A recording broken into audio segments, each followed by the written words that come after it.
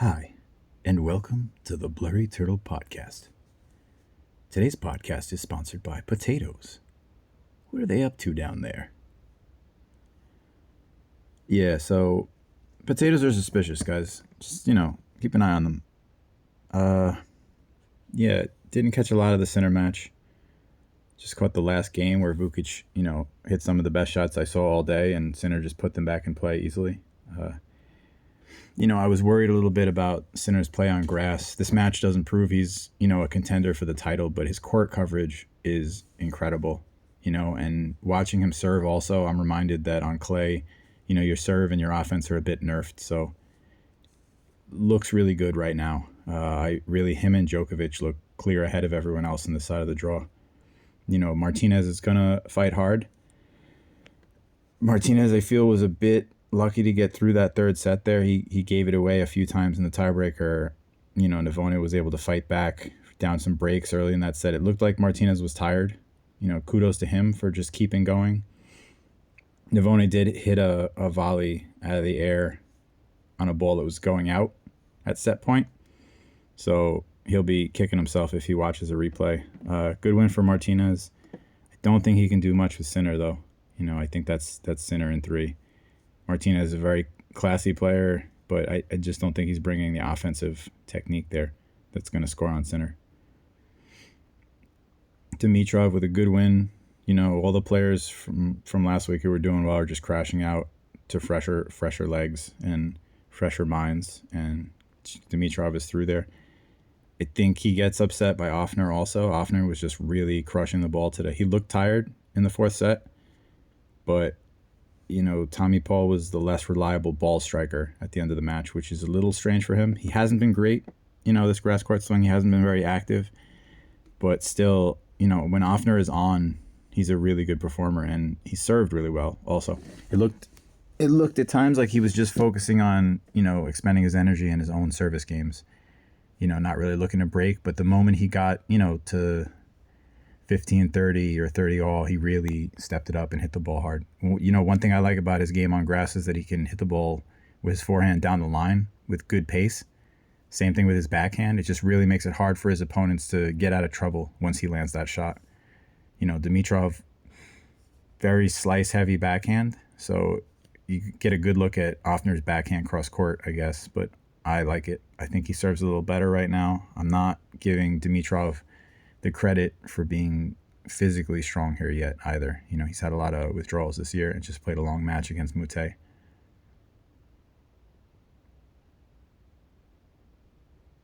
Shelton match is suspended.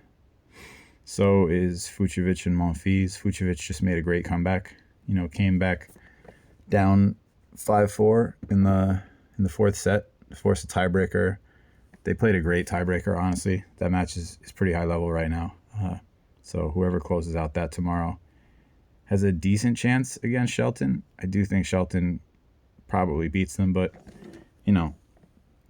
it's not guaranteed. He's not really the best on grass yet, and those guys are both solid.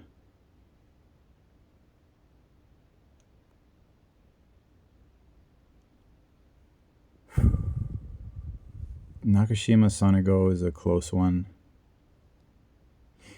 I went to look at their head-to-head, couldn't find it.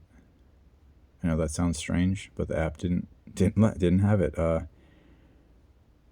Going off what I've seen so far, Sonego's a little better. He's just been overwhelming. The way he started the match against Besilashvili was, again, very impressive. He's just been, sprinting past people, great energy. Dropped the third set, managed to close out anyway, though. I think Nakashima, played well. Like I said, he has serve bot statistics as far as hold percentage, so this is a match. You're going to see some tiebreakers. It's going to matter who plays the big points well. I think Sonego moves a little better. Nakashima's a little more stable on the backhand. Maybe more consistent from the baseline, but not exactly the better athlete here. And I think he got a boost last round from playing Opelka. Opelka is a simple, it's hard to return serve, but it's a bit of a simple equation. If you do get the serve back, you're in business, and that's not true against Sonego. So I think Sonego will just have a little bit extra, probably win, a 4 or 5 setter there. hard to shut out Nakashima on grass. Cilic, probably the win of the day.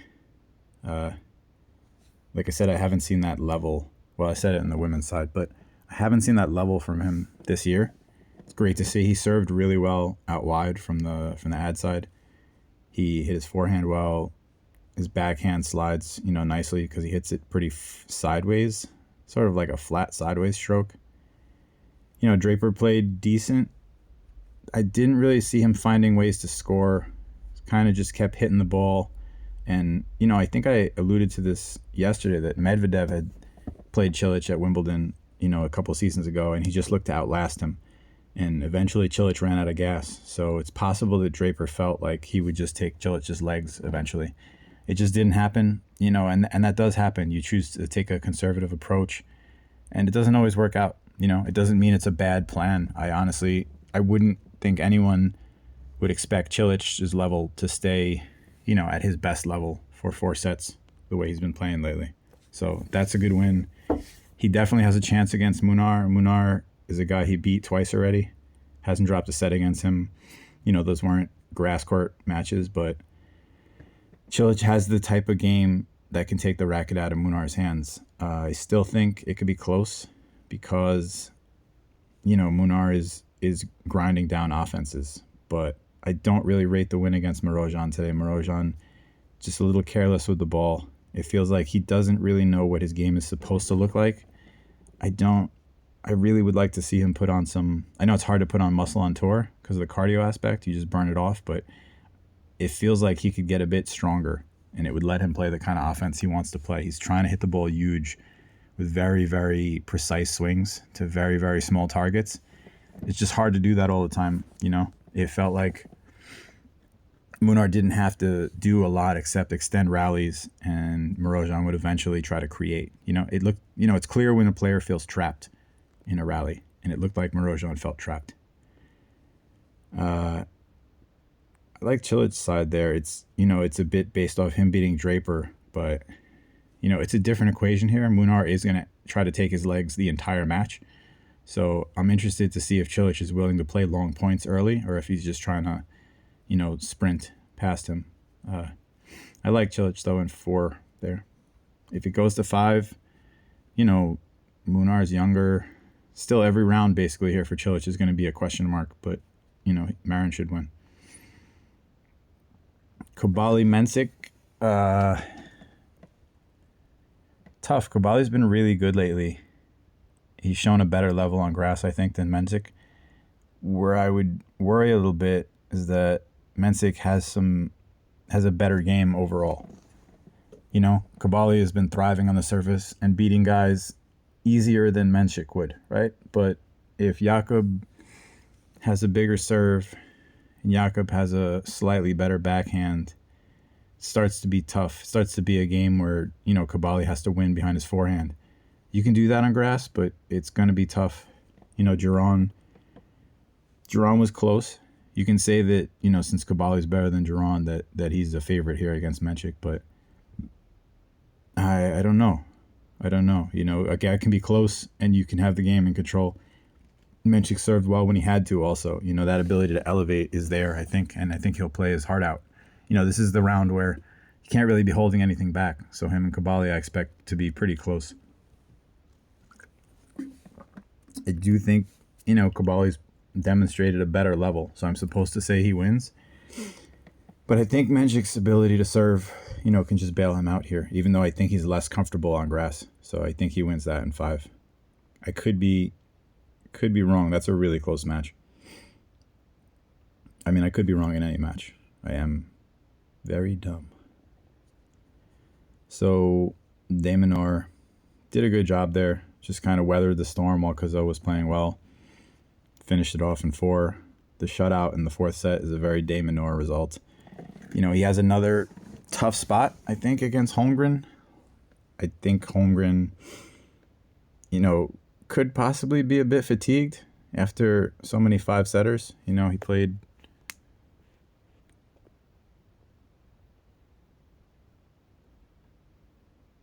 Oh, well, there you go. So many 5-setters, almost 2 of them.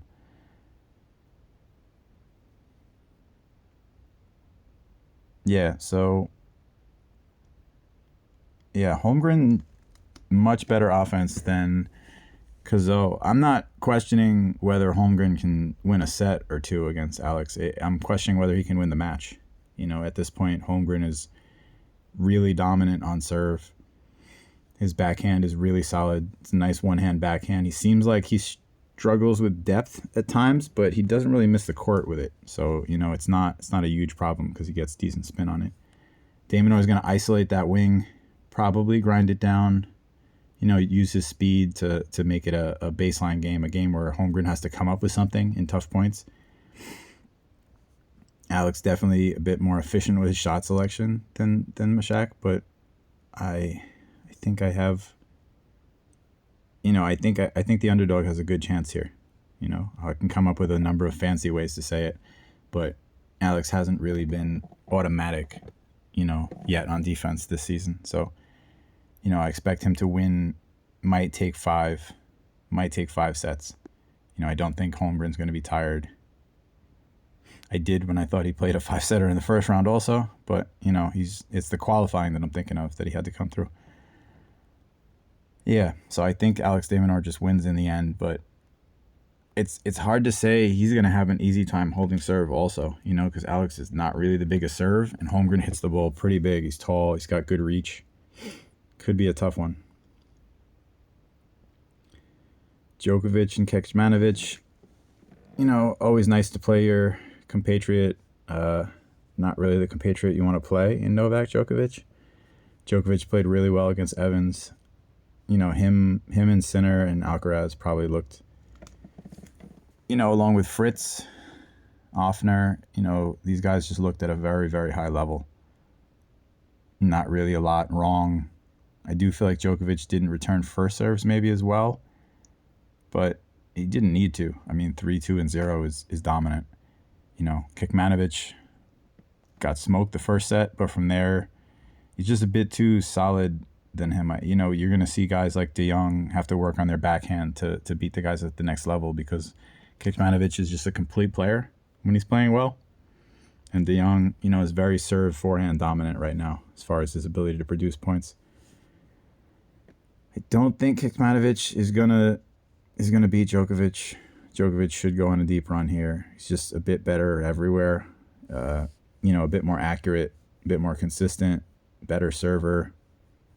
Kecmanovic has the ability. Djokovic has had some close matches with some guys from his region, like Jere and Krajinovic back when he was playing, but I think he wins in 4. Fritz continues just to have the worst draw. It's like when he's finally playing well, when he's finally fully committed to tennis, that's when they punish him. So just a really good win against Diallo. Diallo's offense was clutch, I would say, is the best way to describe it. He didn't play error-free tennis, but when he needed to win a big point, he was able to. I thought that Fritz knew the task at hand. Fritz just really made it clear he wasn't going to miss from the baseline.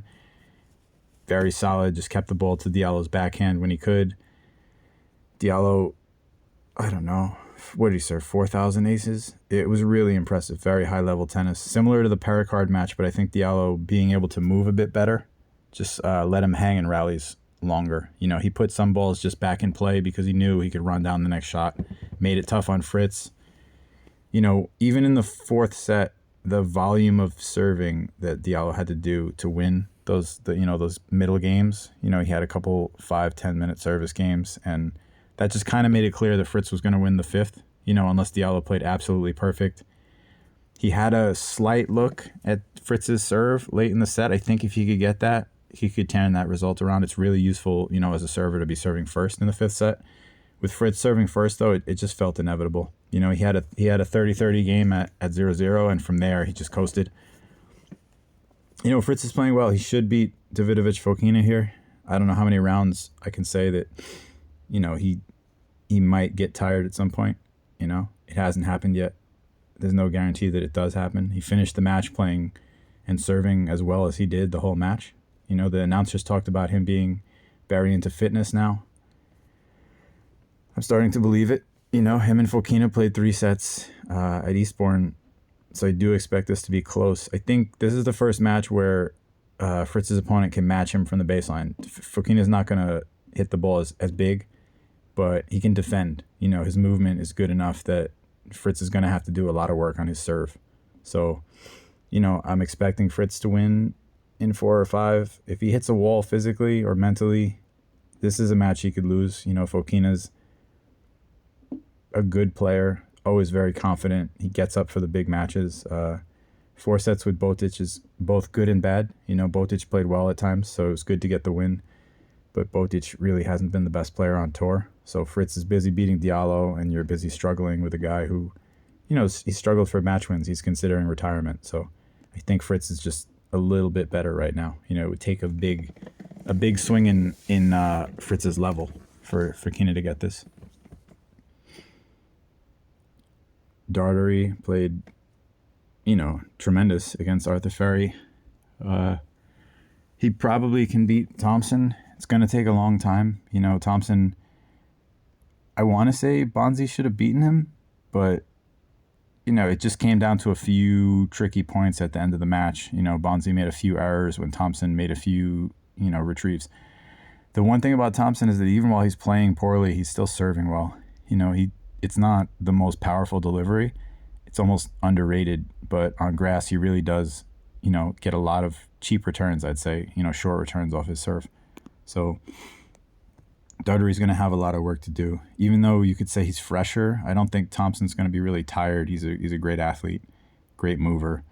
This is just going to be a grind of a match. I think Dartery might be a little bit more solid on the backhand here, and I think that might be a key. I think he wins in 5. Nuno with a quick win. Very few quick wins that day. Harris played well also, so I really noticed right away that Nuno just really didn't look like he could lose a baseline rally against Harris. Harris was hitting big shots, and Borges was just putting the ball back. So it sets up a tricky match here. Borges lost to Brooksby and RBA so far this grass season. So the grinding way that Khachanov plays could be effective. Borges is playing at a better level though, right now. The upside is definitely possible there. Khachanov and Mochizuki played a war, one that, Mochizuki maybe should have won. He had chances in the 5th set. He had chances in the 2nd set. He just had a lot of chances. He played more aggressively. He hit the ball flatter. He hit the ball a little harder with his backhand. And Khachanov just kind of won on being, steady and defending. If Mochizuki makes 1 or 2 more shots here or there, he wins the match. So, Khachanov looks vulnerable round to round. Stylistically, things can change. I do think that him hitting the ball big and being so solid from the baseline is going to be tough for Borges. Harris was trying to end points and create, so it made things a little bit easier for Nuno. Nuno also, he's been doing well on serve, and I don't know if he'll get as many cheap points because Khachanov is taller. The tall guys tend to return a little bit more often against powerful serves. Khachanov can just block the ball back a lot of the times. If I'm Nuno, I'm serving Khachanov's forehand. I don't think he returns that well with it. I think, much better on the backhand side. So I do expect that match to go to 5 sets. Hard to say who wins it. Maybe I want Nuno to win because he's been playing so well. That's what I'd go with. Yeah, him in 5. Khachanov, maybe he steps his level up in a major way. I do think this is a bit above, Nuno's weight class right now, but that we'll have to see. Majrzak with a quick win. I thought Quinn could shut him down. It's making his win against Berrettini actually look a lot better. Rinderknecht barely gets by Christian Garin. Garin did well to get to a 5th there. Honestly, he was down in the 4th set and was struggling. Rinderknecht's offense right now is just really solid. He's serving well. He's hitting his forehand aggressively, and he's getting to net constantly. He looks very fit too. To constantly sprint to net for 3-4 hours is not easy. And he just looked fresh at the end of the match when he had to serve things out. I think Matrizak's a little bit more dangerous on offense than Garin, so I think this is another spot where if Rindonesh wants to win, it's going to be in 5.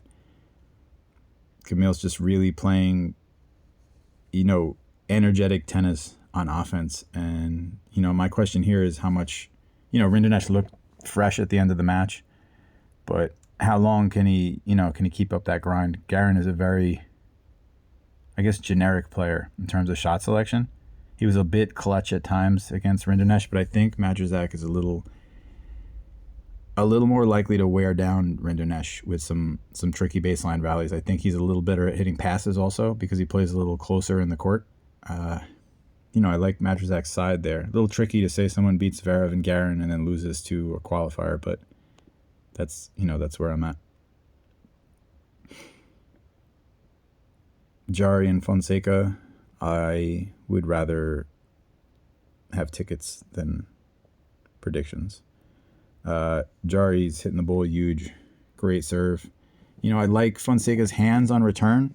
I do think he makes quick adjustments. I think that's going to be a high point of his game. I think the guy's going to be in the top 5, within the next 3 years. I think that is because of that, though. Right now his return is not automatic. Still a lot of errors there, but I think the ability is there. So at times when he gets things right, you can see the flashes of brilliance. Beating Brooksby like that is wildly impressive. Brooksby was very upset, couldn't really ever get anything going. But it was just the onslaught. The style of tennis Fonseca plays, if you look to outlast it and he never dips his level, you look foolish. He just keeps hitting shots. He just keeps, getting all the good bounces. You see this in a lot of racket sports. The guy who's hitting the ball bigger consistently is just going to get the bad bounces in his favor. So, that's what went on there. It wasn't all bad bounces either. There are a lot of highlight reel shots there from Fonseca. The ability to play the drop shot, too, on grass is useful. He didn't do it a ton, but, it's there. That'll probably be useful against Jarry. Jarry hits the ball real hard, but not the best mover in the world as far as, front to back. I think Jarry will win some sets. It's hard for me to say who's going to win. This run from Fonseca is interesting because not only has he played solid, but he's been rated to do so by the sports books. He's been, with a big name, you're always going to be favored. He's always going to have, expensive odds. But he's been struggling for wins, and this week they've just priced him at a rate that said basically he's going to win these matches against solid players, and he's done so. So I think the run will continue here. It's beating Jarry also at this tournament will look like a great win, and at previous events this year, maybe not as difficult. The current level is what you bring to the match, so that's what you kind of have to analyze. But I think sometimes the legend grows, I guess, as players pull upsets, and then when they lose, you go, oh, how did I wind up believing Nicolas Jarry was a top player? The same could be true for Fonseca here. You beat Brooksby. Brooksby's stock is very high right now, but there's many times this year when if he had lost, you would have said, yeah, well, he's a bit rusty. He's not at his best yet. So, I think Fonseca can win that in 4 or 5. Bellucci and Norrie is, similar story. This is I wonder who wins. Bellucci did beat him previously on clay. That is a data point. You want to know that the guy is comfortable grinding with Cam Norrie. Bellucci played a lot of short points against Yuri Lehechka. It was another great serving performance from him. Someone actually told me before the match that Bellucci's never served better. It's hard for me to take superlatives, to heart, but the guy was right. Bellucci's really playing his best tennis right now. He's serving really well. It gives him a chance against Norrie, even with the home crowd, even with the grind. Norrie, just completed a similar task, I'd say. So if you're making the argument for Norrie, if you were able to frustrate Tiafoe, Bellucci is a similar level of offense right now. The difference for me is that Bellucci is really locked in and playing well, and I feel like Tiafoe wasn't really as focused as he could be. in that match. I feel like Tiafoe made some, some frustrated reactions to points. Not unsurprisingly, I mean, Norrie's putting back extra balls that you really don't want him to. It's hard to play him. It's a mental test. I think Bellucci's strong mentally and can just squeak by. It's another match where, the question that I'm supposed to answer is the question that I want to see answered. I want to see if Norrie can break down Bellucci's offense. He hasn't done it yet in their previous meetings, but it's one meeting, so, this is different conditions. Grass helps Norrie's flat backhand a lot. Should be pretty close, I think. Even if Norrie is playing well, I think Bellucci's serving will get him to the finish line in a few sets. Probably like Bellucci there in 4 or 5. Could be wrong. Norrie playing his best is not bad for tennis at all. Rublev and Mannarino. Mannarino is playing really well. Shouldn't write him off on grass.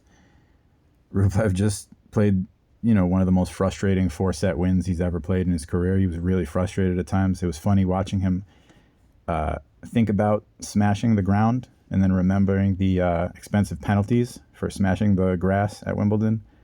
Very subdued tantrums were thrown throughout. He's beaten Mannarino almost every time they played, so you'd expect him to do it again here.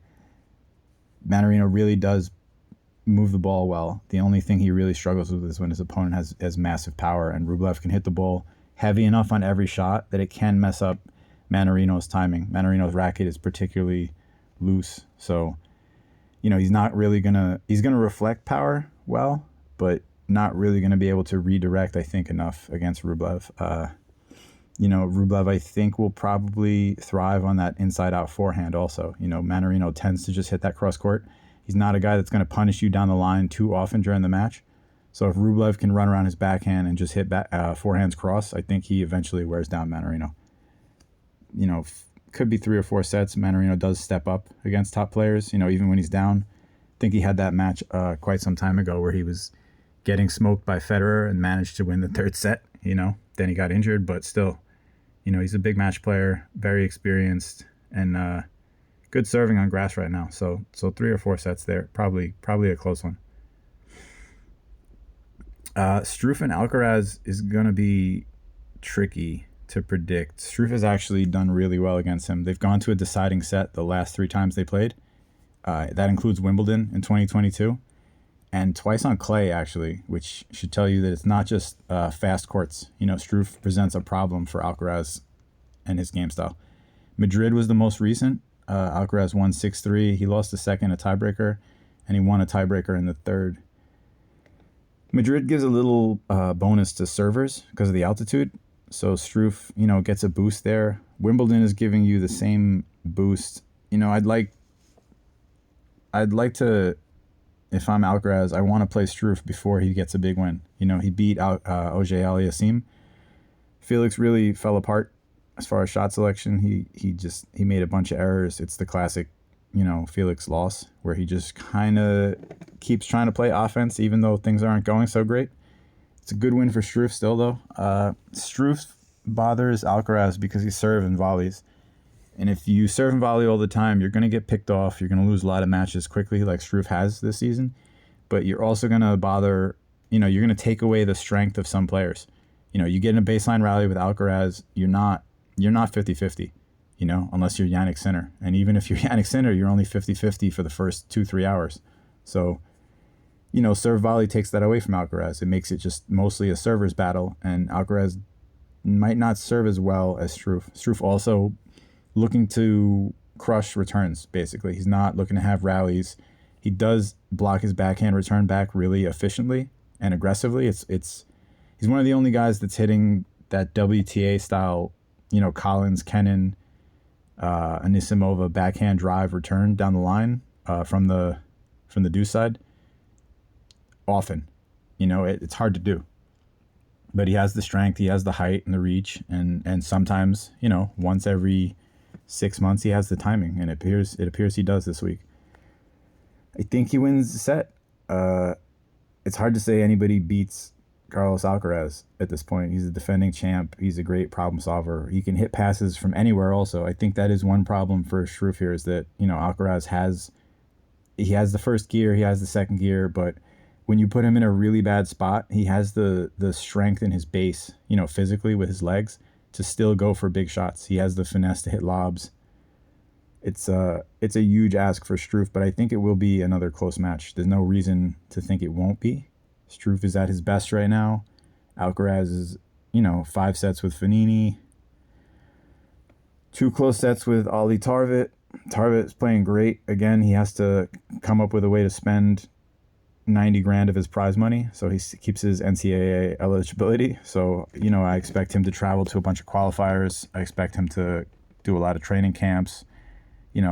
Finding expenses to improve your game in the sport you love is a good problem to have. It's easy to feel bad for him that he doesn't get to keep his prize money after such a great result. I hear a lot of people want him to go pro. His game could go pro, but there are a lot of players that are very similar who look very strong and they wind up stuck in the Challenger Tour for a long time. So him going to college, no rush. He's a good player. The experience is good. The match experience in the American College Tour is actually pretty good. It used to be that the college players never really made it to the pro ranks. That has changed. Cam Norrie did it. Nuno Borges did it. A bunch of players. I think Billy Harris might have played college ball. If I run through the list of the top 100, there's 10, 20 guys in there right now who played college ball. I think. Don't check me on that. If you're out there checking me on that, ooh, I'm going to get you. Or do check it, actually. Maybe I'll check it. Maybe I should have checked it before I recorded this. Yeah. Sorry about that. Yeah. So RIP my inbox because I said that Alcaraz might have a struggle here. But, they've struggled mightily every time. These are the best conditions for Struff. It's going to be close. So that's one you want to watch the whole one of. As it gets later in the tournament, I probably get a little bit more sensible as far as predictions. You get to watch, less matches at a time. If I can have 2 or 3 matches on at a time, I can probably, see most of every single match from the 4th round on. So hopefully things get a little better. I'm really not mad at being wrong, though. The chaos in this event is great. It is what I want to see in tennis, too. I don't like the guys just folding up or smiling while they lose. I like to see everybody compete because, these guys beat each other at the 250 and 500 level. And, yeah, the top seeds are not that motivated there. Sometimes they're just there to pick up the appearance fee. But, the level is there. And I think if you're a lower level player, you just need to push in those moments where you're up against it because that's where you make the improvements. You can train in the gym. You can practice as much as you want, and that'll make you really solid. But to display that level on a big stage, you have to try to display that level on a big stage. So, this is a great tournament so far.